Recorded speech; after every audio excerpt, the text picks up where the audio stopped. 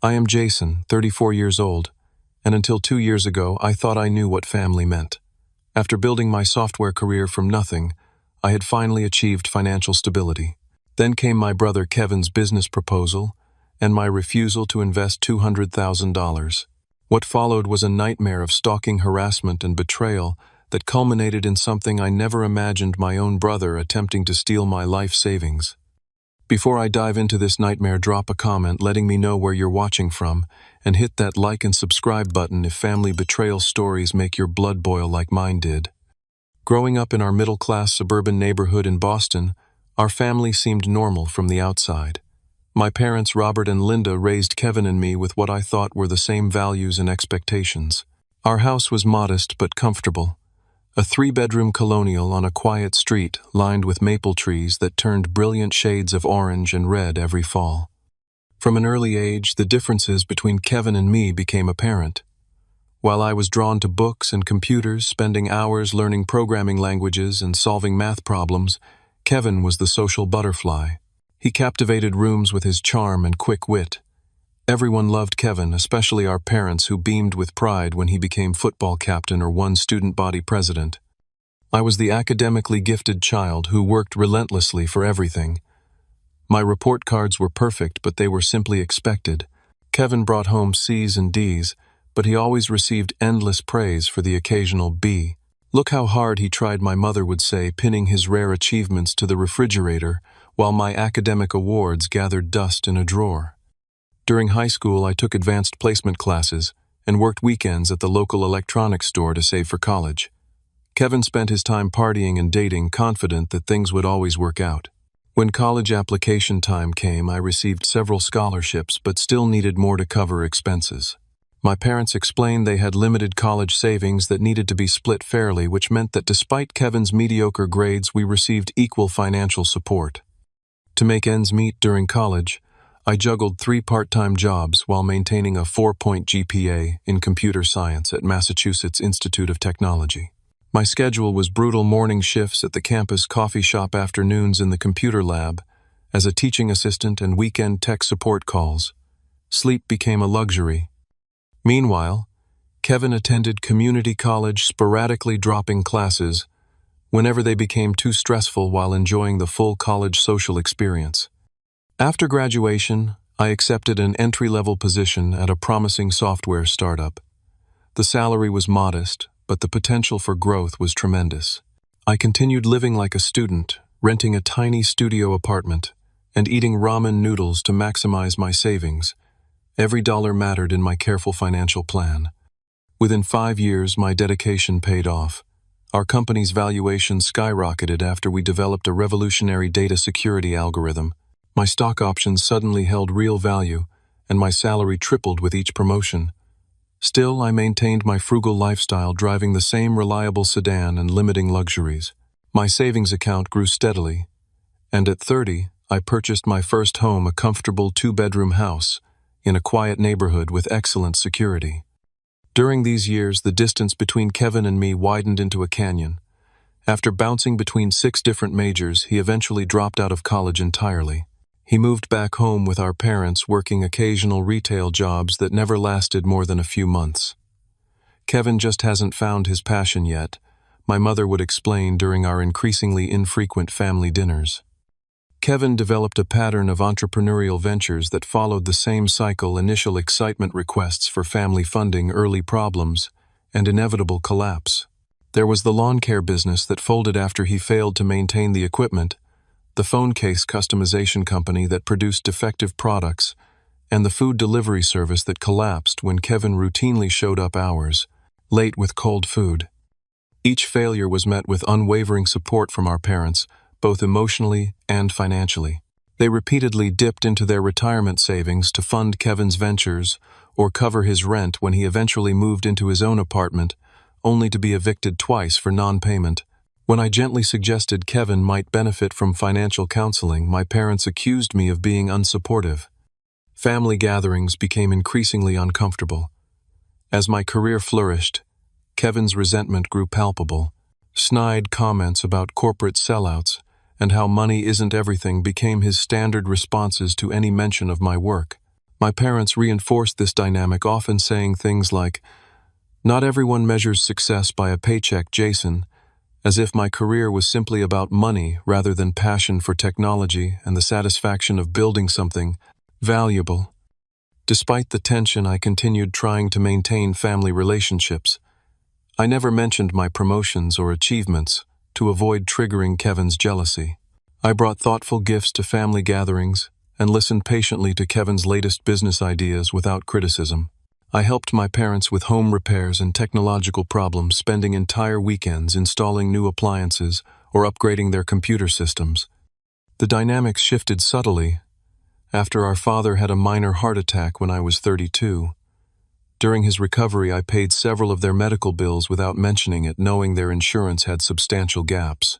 I also hired a weekly cleaning service to help my mother manage the household during this stressful time.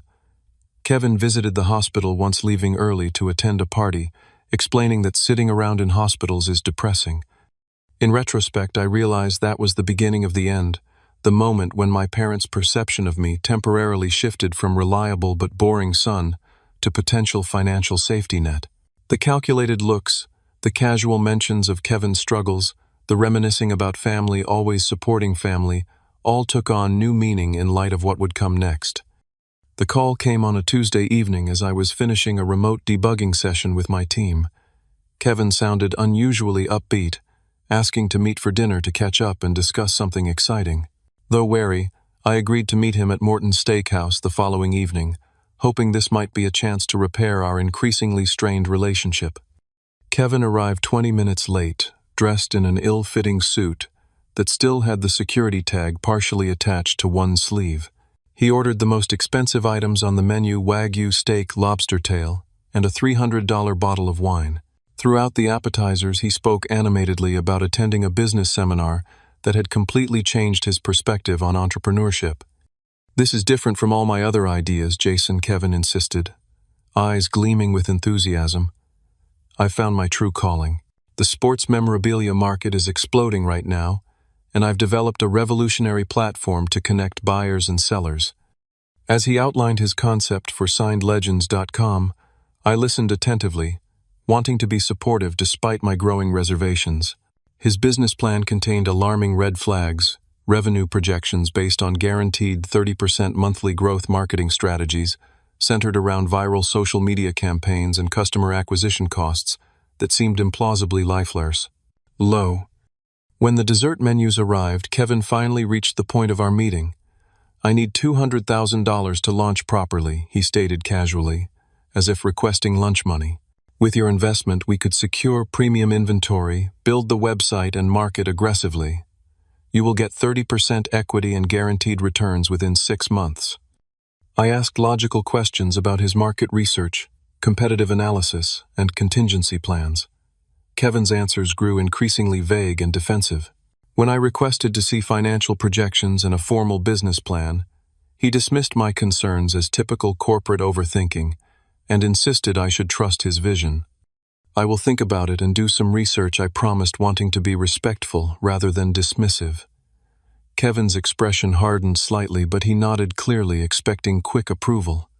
Over the next week, I thoroughly investigated the sports memorabilia market. I spoke with 2 colleagues who collected sports items and consulted with a friend who worked in e-commerce platform development. What I discovered was concerning the market was already saturated with established players. Authentication issues were rampant, and the startup costs for proper inventory verification technology alone would exceed $100,000.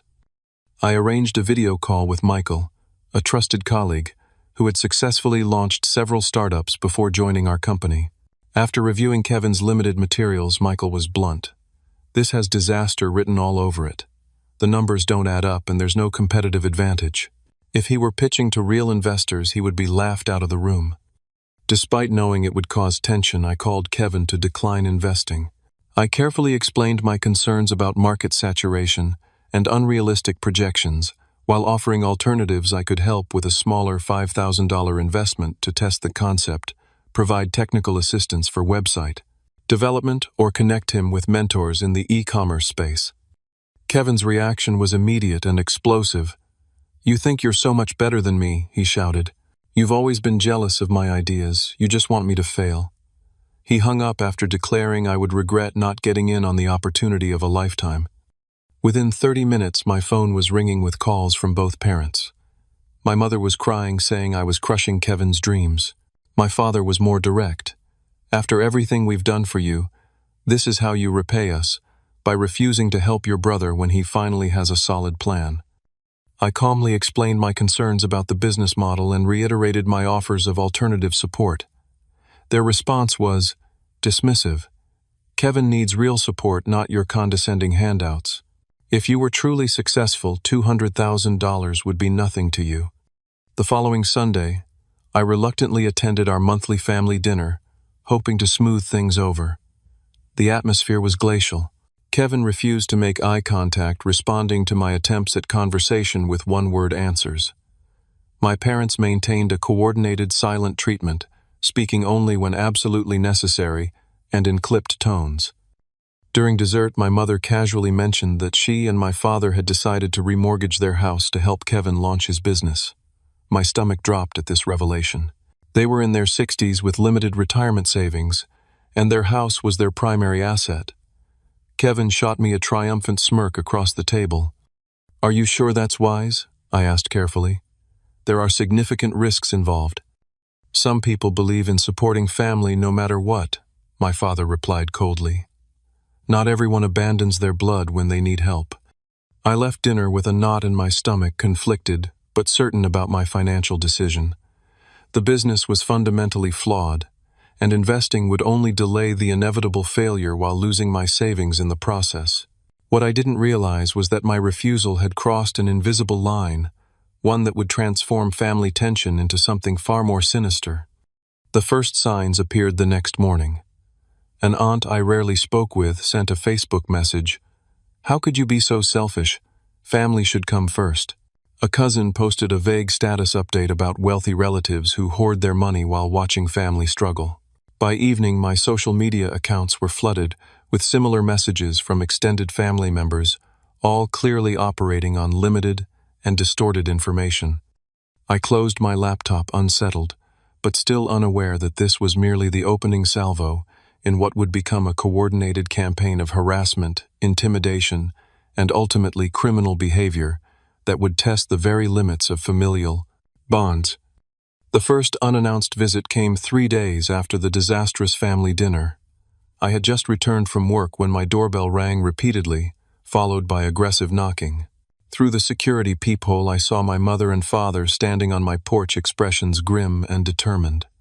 "We need to talk about reconsidering Kevin's proposal," my father announced when I opened the door. For 2 uncomfortable hours, they alternated between emotional appeals and thinly veiled guilt tactics. "When you were in college, we went without vacations to help you."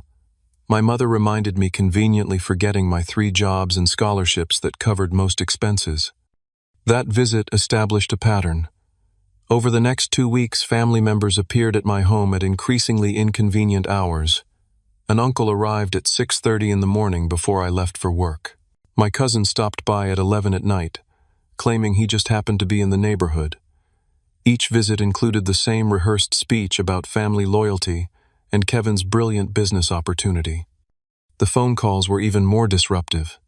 Kevin began calling at all hours, his approach swinging wildly between extremes. Some calls featured tearful pleas about how much the business meant to him and how I was destroying his last chance at success. Others contained explicit threats. "You'll regret turning your back on family, or I know where you live, where you work, and who you care about."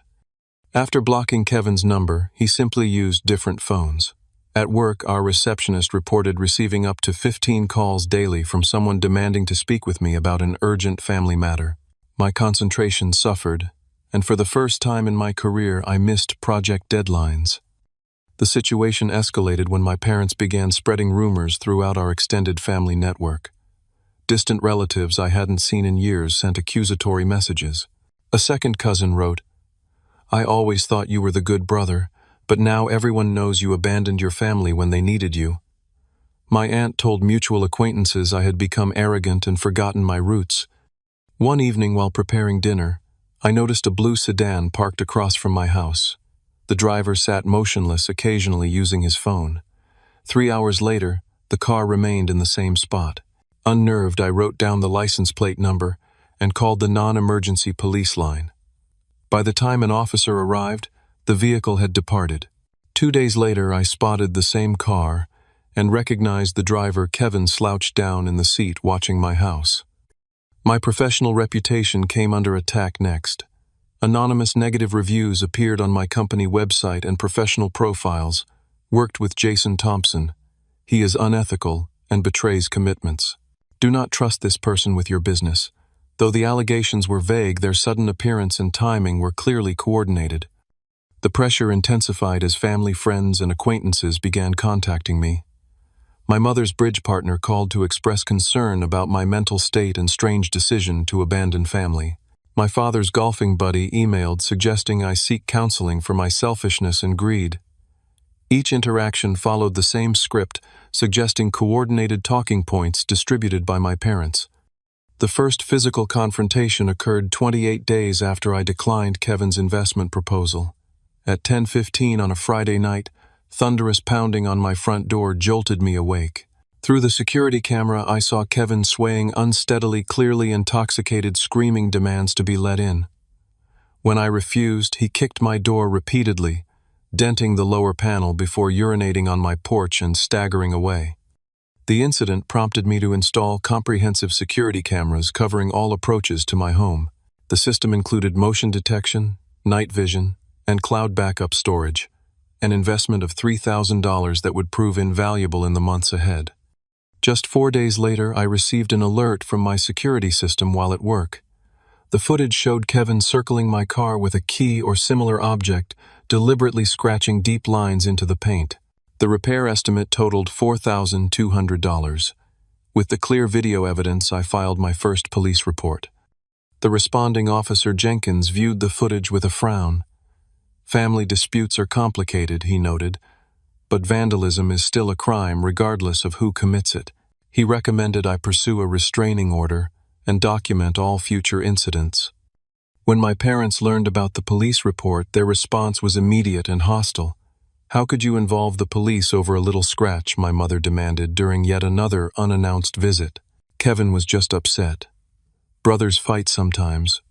My father was more threatening. "If you press charges, you'll no longer be welcome in this family."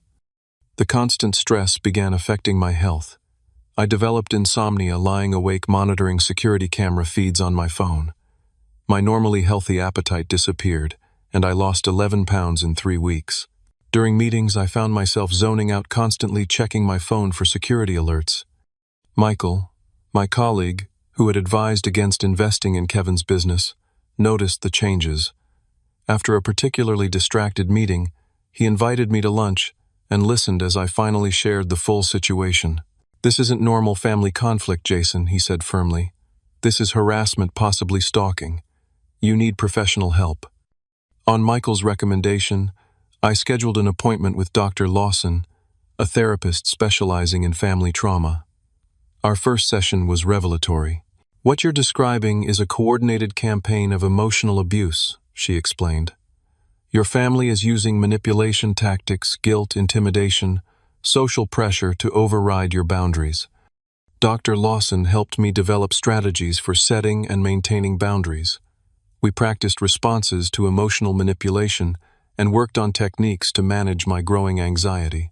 Most importantly, she validated my decision to protect myself financially and legally, countering the persistent voice in my head suggesting I was overreacting. With growing confidence in my position, I consulted with a family law attorney who filed for a temporary restraining order against Kevin.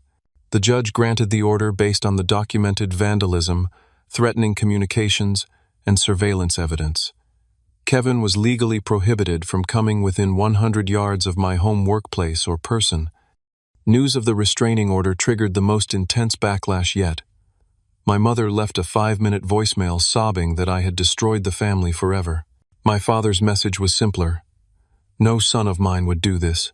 You're dead to us." Extended family members bombarded me with messages expressing shock and disgust at my extreme reaction to normal family disagreements. The restraining order marked a turning point, the moment when harassment evolved into a more sophisticated campaign of psychological warfare. What had begun as emotional pressure had transformed into something darker, with my own family now committed to a systematic effort to break me down completely. The restraining order, rather than providing relief, seemed to intensify my family's determination. Kevin's approach shifted from direct confrontation to more insidious methods. Within days, fake social media profiles appeared bearing variations of my name and photos. These accounts began sending friend requests to my colleagues and clients, posting offensive content, and making inflammatory comments on professional forums. I discovered the problem when a client called concerned about unprofessional messages they had received. The fake account had contacted several business partners, making derogatory comments and false claims about our company's financial stability. I spent hours contacting platforms to report the impersonation, gathering screenshots as evidence, and reaching out to affected contacts to explain the situation. The workplace incidents began next. My parents appeared unannounced in our company lobby one Tuesday morning, insisting they needed to speak with me about an urgent family health crisis.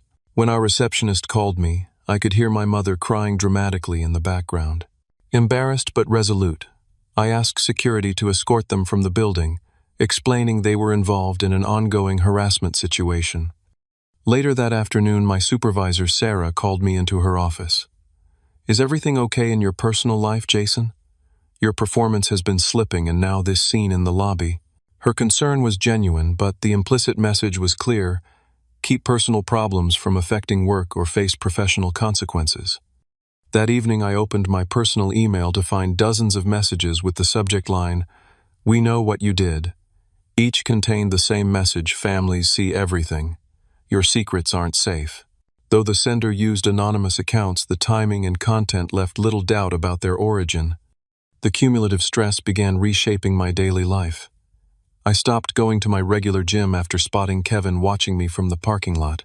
I declined dinner invitations from friends worried about creating situations where my family could cause embarrassing scenes. My apartment became both sanctuary and prison, the only place I felt marginally secure, yet increasingly isolated.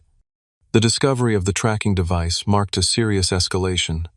While washing my car, I noticed an unusual magnetic box attached underneath the rear bumper.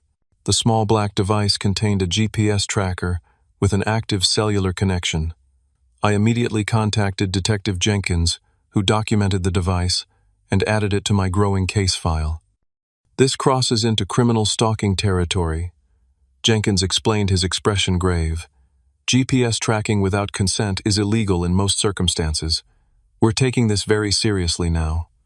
Despite the tracker's removal, I began noticing Kevin's presence everywhere, parked near restaurants where I was dining, appearing at stores while I shopped, even following at a distance when I visited friends.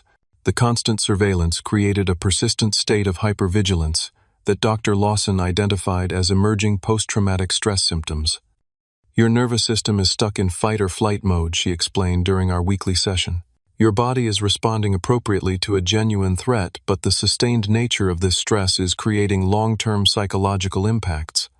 5 months into the harassment campaign, I arranged a final attempt at reasonable conversation with my parents. We met at a neutral location, a private room at a restaurant with security staff nearby. Their physical appearance shocked me. Both looked significantly older, with my father's previously subtle tremor now pronounced, and my mother's complexion ashen. "This has to stop," I stated firmly. "The harassment, stalking, and intimidation are illegal and destroying everyone involved." Their response revealed the full extent of their enabling behavior. "Family comes first, always," my father insisted. "Kevin needs this business to succeed, and you have the means to make that happen. Everything that's happened is the natural consequence of you turning your back on family. We raised you to look after your brother," my mother added. "If you had just done the right thing, none of this would be happening." The meeting ended with their ultimatum: invest in Kevin's business, and the problems would disappear. I left with the devastating clarity that my parents were not unwitting participants, but active collaborators in the harassment campaign. The realization that reasoning with my family was impossible prompted significant life changes. I sold my house, purchasing instead a condominium in a secure building with 24-hour doorman service-restricted elevator access and comprehensive security systems. I changed my phone number, created new email accounts, and carefully restricted access to my new contact information. For 3 weeks, the security measures appeared effective. The constant alerts from security cameras stopped. The unexpected encounters with Kevin ceased. The barrage of messages from family members slowed to occasional emails, easily filtered into a separate folder. I began sleeping through the night again and regained some of the weight I had lost. The reprieve allowed me to rebuild other areas of my life. I apologized to Sarah for my distracted performance and committed to several high-priority projects to demonstrate my renewed focus. I resumed social activities, joining a hiking group that met on weekends and reconnecting with friends I had been avoiding. This period of calm even allowed space for a potential relationship. I met Alexandra at a technology conference, and our shared professional interests quickly developed into personal connection. After several enjoyable dates, I cautiously explained my family situation, trying to convey the severity without sounding paranoid. Alexandra was initially understanding, but the reality of my circumstances soon proved too intrusive. When we left a restaurant to find Kevin sitting in his car watching us, her unease was visible. After a second incident where she received strange texts from unknown numbers describing her movements that day, Alexandra ended our relationship. "I care about you, Jason," she explained gently, "but I am not equipped to deal with this level of drama and potential danger. I'm sorry." Her departure marked a turning point in my emotional response to the situation. The profound sadness and confusion that had characterized my initial reaction to my family's behavior began transforming into something harder and more focused anger. Not the explosive, destructive anger that Kevin displayed, but a cold, clear determination to end the harassment permanently. I scheduled a consultation with Franklin Morris, a lawyer specializing in stalking and harassment cases. Morris reviewed my extensive documentation, security footage, email threats, witness statements, police reports, and photographs with growing concern. "You have one of the most thoroughly documented cases of family harassment I've seen," Morris concluded. "But criminal charges can be difficult to pursue in family cases unless there's clear evidence of intent to harm or substantial criminal activity." We discussed restraining order violations, establishing patterns of stalking behavior, and preparing for potential escalation. Franklin emphasized the importance of continuing to document everything, while limiting any response that could be twisted to portray me as the aggressor. Meanwhile, Dr. Lawson diagnosed me with adjustment disorder with mixed anxiety and depressed mood, a direct result of the ongoing harassment. "Your physiological responses, insomnia, appetite changes, concentration problems are consistent with sustained trauma exposure," she explained. "We need to prioritize both your psychological and physical safety." As the 7-month mark of continuous harassment approached, I had become a different person, more guarded, less trusting, constantly alert for potential threats. The carefree, optimistic software engineer had been replaced by someone who checked security feeds before sleeping, varied his routes to work, and scrutinized every unexpected communication for hidden threats. What I didn't realize was that Kevin, frustrated by my new security measures and increasingly desperate financially, was preparing to cross a line that would finally transform a family conflict into an unambiguous criminal case. The first sign of trouble came on an ordinary Tuesday morning. While reviewing code at work, my phone buzzed with a security alert from my banking app. Unusual login attempt detected from unrecognized device. I immediately called my bank's fraud department, who confirmed someone had attempted to access my account using correct username information, but failed the multi-factor authentication. The representative flagged my account for additional monitoring but assured me no access had been granted. "Someone might have gotten your username through a data breach," she suggested. "We recommend changing all your passwords as a precaution." That evening, I followed her advice, updating passwords across all financial accounts and enabling additional security features. The incident left me uneasy but seemed potentially unrelated to my family situation until 3 days later, when a more sophisticated attempt occurred. My phone rang at 9:30 in the morning. The caller identified herself as Patricia Wong, branch manager at my local bank, Mr. Thompson, I'm calling to verify a withdrawal request we received this morning. Someone visited our downtown branch attempting to withdraw $40,000 from your savings account. My stomach dropped. I haven't requested any withdrawals. Who tried to make this transaction? A man claiming to be you presented identification and knew several account details, including your social security number and mother's maiden name. Something seemed off about his behavior, so our teller implemented verification protocols. When we called your listed phone number, you obviously weren't the person standing at our counter. I thanked her for the security measures and immediately called Detective Jenkins to report the incident. Within an hour, I was sitting in the police station reviewing security footage from the bank.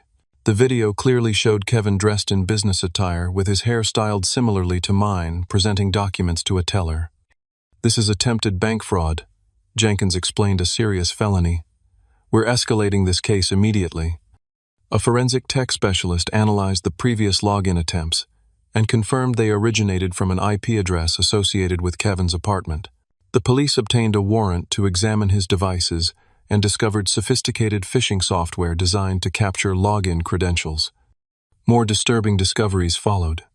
During their investigation, police found a collection of my mail in Kevin's apartment bank statements, investment reports, utility bills providing him with detailed personal information. They also recovered a fake ID card bearing my name and information but featuring Kevin's photograph with subtle alterations to resemble me more closely. The evidence painted a picture of premeditated, calculated identity theft rather than an impulsive act. Kevin had been planning this theft for weeks, gathering information, creating false identification, and researching my accounts for vulnerabilities. Most shocking was the revelation that came during my parents' interview with investigators. When questioned about their knowledge of Kevin's activities, their statements contained damning admissions. Jason has always been selfish with his money, my mother told Detective Johnson. Kevin deserves that money more. He has a business opportunity that would benefit the whole family. My father was even more explicit. We might have suggested that the money should stay in the family one way or another. Kevin has always been impulsive, but his heart was in the right place. These statements transformed my parents from potential witnesses to accomplices in the eyes of investigators. Their knowledge of criminal intent, even if they claimed ignorance of specific plans, made them legally culpable. Detective Johnson called to update me after these interviews. Your family's statements indicate they had prior knowledge of criminal intent against you. We're treating this as a conspiracy case now, not just individual actions by your brother. As the investigation proceeded, Kevin made a fatal mistake. Learning that police had questioned our parents, he left me a threatening voicemail. You think involving the cops will protect you? You've just made everything worse. I know where you live, where you work. There are ways to get what's mine that nobody can trace back to me. The explicit threat combined with the attempted bank fraud gave police sufficient grounds for an arrest warrant. However, Kevin temporarily disappeared, failing to report to his part-time job and vacating his apartment overnight. 3 tense days passed before the confrontation at my condominium. I was returning from work when I spotted Kevin waiting near the service entrance of my building. Immediately alerting security via my phone, I retreated to my car while keeping him in sight. Seeing me, Kevin approached rapidly, his face contorted with rage. "You ruined everything," he shouted, advancing toward my vehicle. "The business was about to launch. Mom and Dad are being questioned by police. This is all your fault." I remained in my locked car as he pounded on the windows. "You owe me that money. You've always had everything handed to you while I struggled. That $200,000 should have been mine." Building security arrived. As Kevin's tirade escalated to specific threats, "I should just end this problem permanently. Nobody would miss you. The family would be better off." The entire confrontation was captured by my dashboard camera and building security footage, providing unambiguous evidence of criminal threatening. Police arrested Kevin on site, adding charges of criminal threatening and violation of the existing restraining order to the pending fraud and identity theft charges. As officers led Kevin away, the magnitude of what had transpired hit me fully. My own brother had systematically gathered my personal information, created false identification, attempted to steal my savings, and ultimately threatened my life, all because I refused to fund a poorly conceived business venture. That night, sitting in my condominium surrounded by security systems and legal documents, I finally acknowledged the painful truth. My family as I had known it was gone, replaced by people willing to justify criminal behavior in the name of family first. The realization brought both grief and strange relief, the clarity of finally seeing the situation without emotional filters. The decision to pursue all available criminal charges came easily after that. This was no longer about family conflict, but about protecting myself from individuals who had demonstrated they would stop at nothing to take what wasn't theirs. With that resolution came the first night of truly restful sleep I'd had in months. Kevin's arrest set in motion legal proceedings that would consume the next 4 months of my life. The district attorney assigned to the case, Veronica Martinez, reviewed the extensive evidence and filed multiple charges: attempted grand larceny, identity theft, stalking, harassment, violation of restraining order, and criminal threatening. The potential penalties included significant jail time. My parents immediately hired Bernard Crawford, an expensive criminal defense attorney known for aggressive tactics. They depleted their savings and took out a second mortgage to cover his $50,000 retainer. Meanwhile, Kevin was released on bail with electronic monitoring and strict conditions prohibiting any contact with me. News of the arrest spread rapidly through our extended family, creating deep divisions. Some relatives expressed shock and support for me, having been unaware of the severity of the situation. My cousin Rachel called to apologize. I had no idea how bad this was. Aunt Linda just said you were being stingy with family. I never imagined Kevin was doing these terrible things.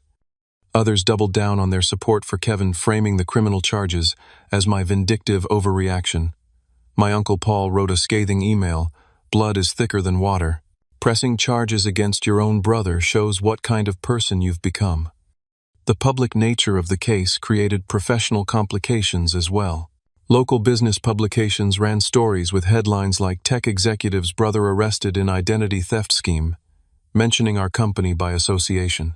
Clients called with concerns about security, wondering if their information might be compromised. Sarah called me into her office to address the situation directly. "This isn't your fault, Jason, but it's affecting the company. How can we support you while protecting our reputation?" Her question led to a frank discussion about the case, resulting in unexpected corporate support. Our legal department offered resources to help with my case, and the company issued a statement supporting employees facing personal challenges unrelated to their exemplary professional conduct. Sarah adjusted my project load temporarily, allowing flexibility for court appearances while maintaining my role and salary. The first court hearing was surreal. Entering the courtroom, I saw my parents sitting directly behind Kevin, their faces set in identical expressions of righteous indignation. Kevin himself appeared almost unrecognizable. Gone was the disheveled, angry man who had threatened me. In his place sat someone in a conservative suit, with neatly trimmed hair projecting an image of responsible stability. Crawford's defense strategy became immediately apparent: portray the situation as a family misunderstanding blown out of proportion. My client was merely seeking financial support for a legitimate business opportunity from his brother, who has substantially greater resources, he argued during the preliminary hearing. Any alleged improprieties resulted from emotional distress caused by the defendant's brother abandoning family obligations. The prosecution countered with methodical presentation of evidence, bank security footage, digital forensics from Kevin's devices, the collection of stolen mail, the manufactured identification, and recorded threats. Martinez emphasized the premeditated nature of the crimes. This wasn't an emotional outburst, but a calculated criminal enterprise involving identity theft, fraud, and sustained harassment. As court dates multiplied, I maintained composed testimony despite the emotional strain. I presented factual accounts of the harassment campaign, the attempted fraud, and the impact on my life, resisting Crawford's attempts to provoke emotional responses that might undermine my credibility. My parents' testimony proved particularly difficult to witness. My mother described me as always cold and calculating, unwilling to help family, painting Kevin as the warm-hearted, misunderstood brother who just needed one chance to succeed. My father characterized the situation as brothers having a disagreement that got out of hand because Jason overreacted by involving authorities. When pressed about their knowledge of Kevin's actions, both parents offered carefully worded responses that acknowledged awareness of his frustration, while denying specific knowledge of criminal plans. Their testimony strained credibility, but demonstrated their unwavering loyalty to Kevin regardless of his actions. The case took an unexpected turn when Martinez called Alan Rickard, Kevin's former business partner from a failed restaurant venture 3 years earlier. Rickard testified that Kevin had previously attempted similar schemes, including using business funds for personal expenses and attempting to open credit accounts using Rickard's information. When confronted, Kevin always blamed others and justified taking what wasn't his as simply collecting what he deserved, Rickard explained. This testimony established a pattern of behavior that severely undermined the defense's portrayal of the current situation as an isolated emotional response. Crawford attempted to discredit Rickard by suggesting financial motivations for his testimony, but the damage was done. Faced with overwhelming evidence and the additional testimony about prior similar conduct, Kevin's composure finally cracked during cross-examination. When Martinez methodically walked through the timeline of planning and executing the fraud attempt, Kevin's carefully constructed facade collapsed. "You don't understand what it's like living in his shadow," Kevin shouted, gesturing wildly toward me. "Everything comes easy for him. Our parents always talked about Jason's success while I struggled, that money should have been mine. He didn't deserve it." The outburst continued until the judge ordered a recess.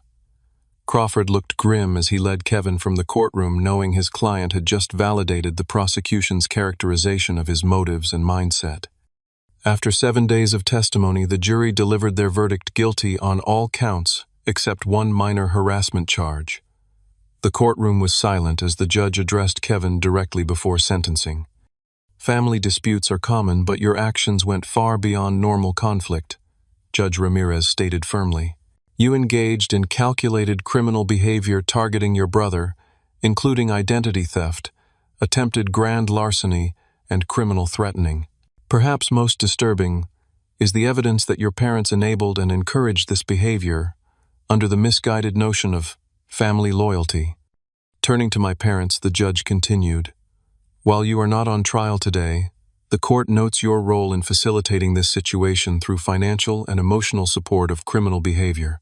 Family loyalty does not extend to criminal conspiracy, and parents have a responsibility to discourage, not enable such conduct." Kevin received a sentence that reflected the seriousness of his actions while acknowledging it was his first formal conviction: 18 months probation, restitution for all expenses related to the harassment and fraud attempts totaling nearly $20,000, mandatory psychiatric evaluation, and treatment and completion of financial responsibility counseling. Any violation of these terms would result in immediate imprisonment. As the courtroom emptied, my parents approached me directly for the first time in months. My mother's face was streaked with tears, my father's complexion ashen. "Are you happy now?" my mother hissed. "You've destroyed your brother's life over money." "This was never about money," I replied quietly. "This was about boundaries, respect, and criminal behavior. Kevin made his choices, and you supported them every step of the way." My father's response was chilling. "You're no longer our son. Don't contact us again." They turned and walked away, shoulders aligned in unified rejection. Despite anticipating this outcome, the finality of their words created a hollow feeling in my chest. 20 minutes later, as I sat alone in my car in the courthouse parking lot, the full emotional impact hit me. I wept not for the family I had lost, but for the family I had always thought we were connected by love and respect, rather than obligation and control. That evening I received an unexpected call from my Aunt Margaret, my mother's sister, whom I'd always been close with, but who had remained silent throughout the ordeal. "I wanted you to know that not everyone in the family thinks you did the wrong thing," she said softly. "Some of us see what really happened here. You're still family to me, Jason." Her words provided a small measure of comfort amid the wreckage of familiar relationships. I had lost my immediate family, but discovered that family connections could exist based on genuine care rather than shared DNA and obligation. The aftermath of the trial brought practical changes as well. I blocked all contact from my parents and Kevin, changing my email addresses and phone number yet again. I moved forward with a civil restraining order that would remain in effect for 5 years, providing longer-term legal protection. The extended family divided into clear factions. Social media became a battlefield of passive-aggressive posts and outright accusations. I disengaged, completely removing family connections from all platforms and focusing instead on rebuilding the parts of my life that had been damaged by the year-long ordeal. Only later would I learn that my parents had published a lengthy Facebook post portraying themselves as victims of an ungrateful son who had used his financial advantage to punish his struggling brother. The post received supportive comments from family members who had heard only their version of events, further cementing the division between factions. Franklin, my attorney, advised me to avoid any public response. "You've won in the eyes of the law," he counseled. "Engaging in social media warfare will only prolong the conflict and your emotional involvement. The truth is documented in court records for anyone who truly wants to know what happened." His advice proved wise. As weeks passed without my participation in the family drama, the intensity of public attacks gradually diminished. The absence of response denied oxygen to the conflict, allowing it to slowly burn itself out in public forums while I focused on private healing. The first step toward that healing was acknowledging the depth of the trauma I had experienced. Dr. Lawson helped me recognize that I was grieving multiple losses simultaneously: the brother I thought I had, the parents I believed loved me unconditionally, and the fundamental sense of security that comes from trusting one's family. "Grief isn't linear," she explained during one particularly difficult session. "You'll have days of anger, days of sadness, and days when you feel nothing at all. All of these responses are normal parts of processing such profound betrayal." With her guidance, I began the slow process of rebuilding my sense of safety and trust. The legal vindication had provided closure on one level, but the emotional wounds required different medicine, time reflection, and the gradual construction of new relationships built on mutual respect rather than obligation. 6 months after the trial concluded, I sat on the balcony of my condominium watching the sunset, realizing with surprise that I had gone an entire day without thinking about Kevin or my parents. This small victory marked significant progress in my healing journey. The constant hypervigilance had gradually subsided, replaced by increasing periods of normalcy and even occasional joy. My weekly therapy sessions with Dr. Lawson continued evolving from crisis management to deeper exploration of family dynamics and their lasting impacts. "Your parents created a system where Kevin's needs always superseded boundaries," she explained. "That system was destined to collapse when someone finally enforced reasonable limits." Understanding the dysfunctional patterns didn't excuse the behavior, but helped me process the betrayal without internalizing blame. I recognized that my parents' inability to set appropriate boundaries with Kevin throughout his life had created the conditions for escalation when I finally said no. Through Dr. Lawson's recommendation, I joined a support group for adults experiencing family estrangement. Meeting others with similar experiences provided validation and perspective. Some group members had endured decades of manipulation before breaking contact, while others were just beginning their journeys toward healthier boundaries.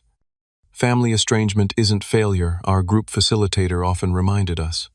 "Sometimes it's the healthiest choice for everyone involved, even if some family members can't see it that way." The group became an essential part of my recovery, offering understanding that even well-meaning friends couldn't provide. These strangers turned confidants recognized the complex grief of family estrangement, mourning relationships that still existed but had become harmful. My professional life flourished as emotional stability returned. Sarah recognized my renewed focus and commitment, recommending me for promotion to Senior Development Director with expanded responsibilities and a substantial salary increase. The position would require relocation to our Denver office, a change that suddenly seemed appealing rather than daunting. "A fresh start in a new city might be exactly what you need," Michael suggested when I shared the news. Sometimes geographical distance creates the space for emotional healing. Denver offered more than professional opportunities. It represented freedom from constant reminders of family trauma. The mountains, the distinctive culture, the distance from Boston, all promised new beginnings, unburdened by painful associations. 3 weeks after accepting the promotion, I arrived in Colorado with 2 suitcases and a carefully curated collection of possessions. I had sold or donated most of my furniture and belongings, keeping only items with positive associations. My new apartment overlooked the Rocky Mountains, providing daily reminder of life's vastness beyond personal troubles. Building a social network from scratch proved challenging, but ultimately rewarding. I joined a local hiking club, volunteered at weekend technology workshops for high school students, and gradually developed genuine friendships unburdened by knowledge of my family history.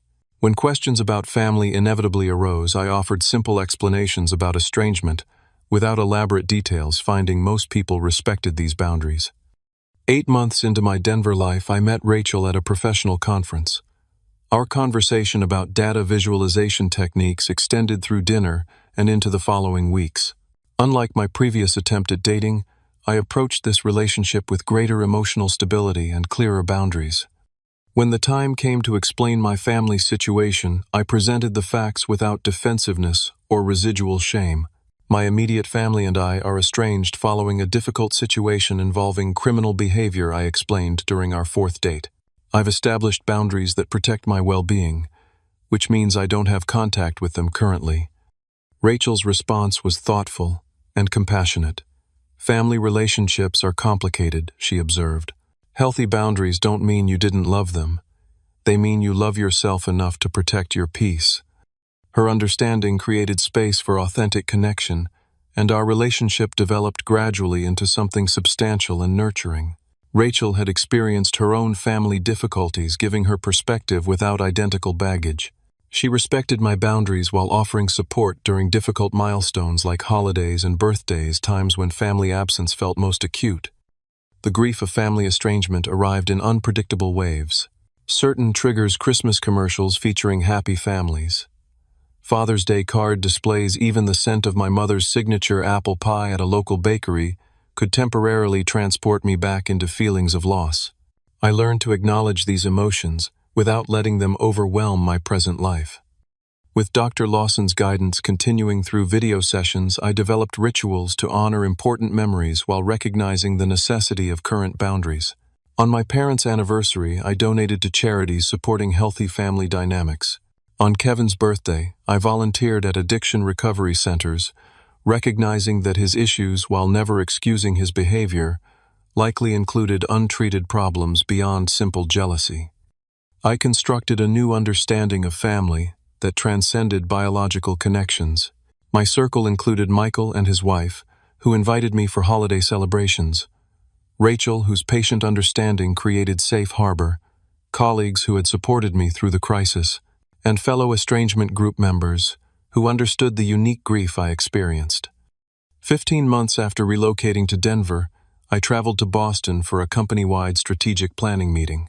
Despite anxiety about returning to the city associated with so much trauma, the trip was necessary for my career advancement.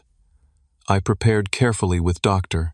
Lawson, developing coping strategies for potential family encounters in this smaller city, where such meetings remained statistically possible. The theoretical became reality during dinner at an upscale restaurant near the conference center.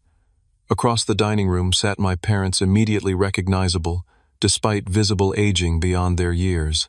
My father's hand trembled noticeably as he lifted his water glass. My mother's hair had turned completely gray.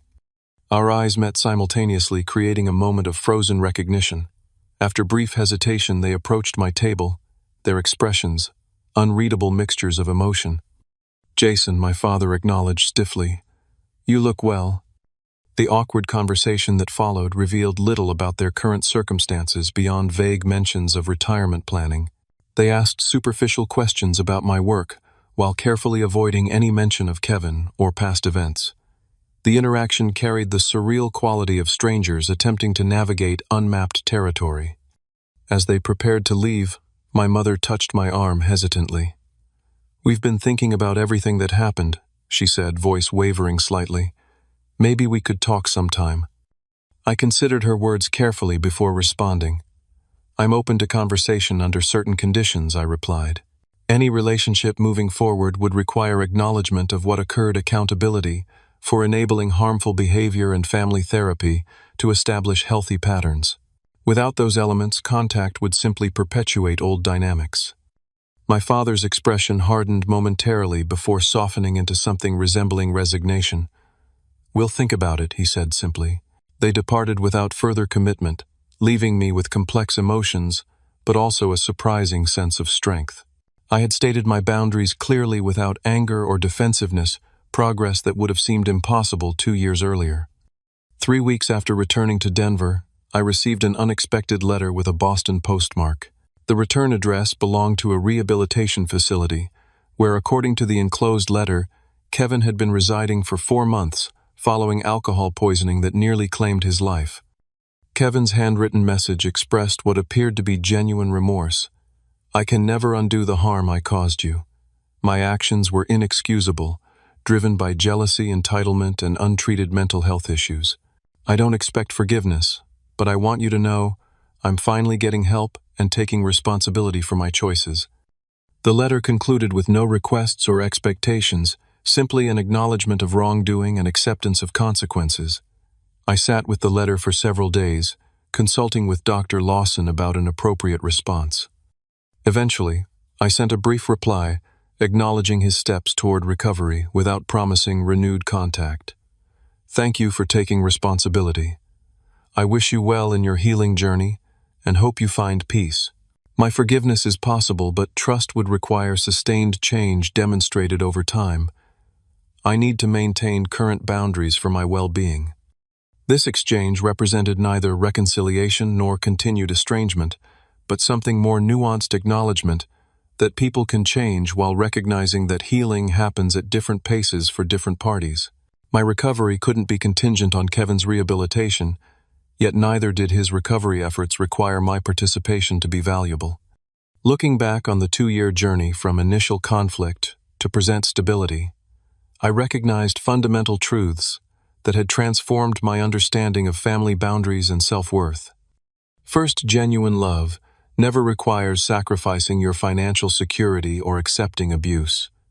Family members who demand such sacrifices are expressing control rather than affection. Second, establishing boundaries isn't selfish, but necessary for healthy relationships. Without limits, relationships become vehicles for exploitation rather than mutual support. Third, family defined solely by DNA is meaningless without respect, trust, and genuine care. The most supportive people in my life during crisis had no biological connection to me. Fourth, healing isn't linear. Some days still brought sadness for what might have been, but these feelings no longer dominated my experience or defined my identity. Most importantly, I learned that protecting yourself from harm is both a right and a responsibility. By establishing consequences for unacceptable behavior, I had not only preserved my own well-being, but potentially created conditions for my family members to recognize their unhealthy patterns. My story contains no magical reconciliation or perfect closure, just the authentic journey of someone who discovered that sometimes loving yourself means walking away from people who cannot respect your boundaries, even when those people share your blood. Today I live with an open heart but clear boundaries, grateful for the genuine connections that emerged from painful loss. While I remain open to future communication with family members who demonstrate real change, my well-being no longer depends on relationships that once seemed essential but proved destructive. Have you ever had to establish difficult boundaries with family members? Drop a comment below sharing your experience, what helped you maintain those boundaries when others pushed back. If this story resonated with you, please hit that like button, subscribe to hear more authentic life experiences, and share with someone who might need permission to prioritize their well-being over harmful family expectations. Thank you for listening to my journey. And remember, sometimes the most loving choice you can make is protecting your peace even from those who should have protected you.